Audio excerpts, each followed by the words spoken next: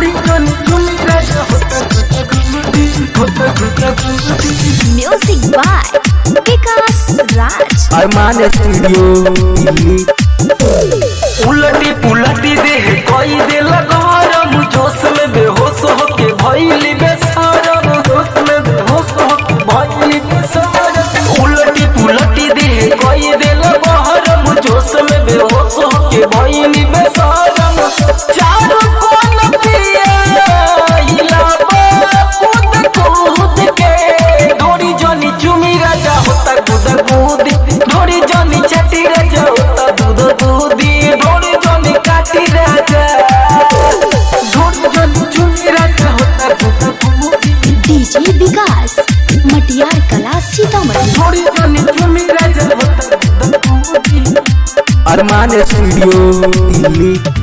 चूसे वाला चीज बाटे जवाना के ऊपर गरम काहे करतानी लहंगा के कुकर गरम काहे करतार लहंगा के कुकर गरम काहे करतार लहंगा के कुकर। चूसे वाला चीज बाटे जवाना के ऊपर गरम काहे करतार लहंगा के कुकर गरम काहे करतानी लहंगा के कुकर।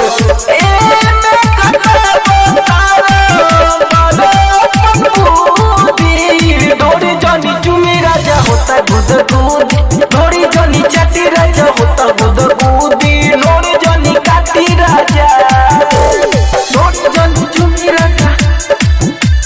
डीजे विकास मटियार कला सीतामढ़ी। ढोरी जनी चुमी राजा होता दूध दूधी। के कमर होठो चाट मन भर हो अरुण रमान राजा हो जतोर तर हो अरुण रमान राजा हो जतोर तर हो अरुण रमान राजा हो जतोर तर हो।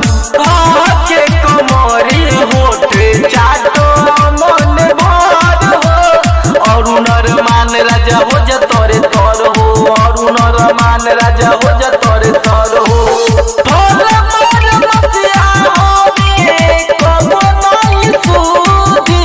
ढोरी जनी चाटी राजा होता गुद कूदी ढोरी जनी काटी राजा होता गुद कूदी ढोरी जनी छुई राजा।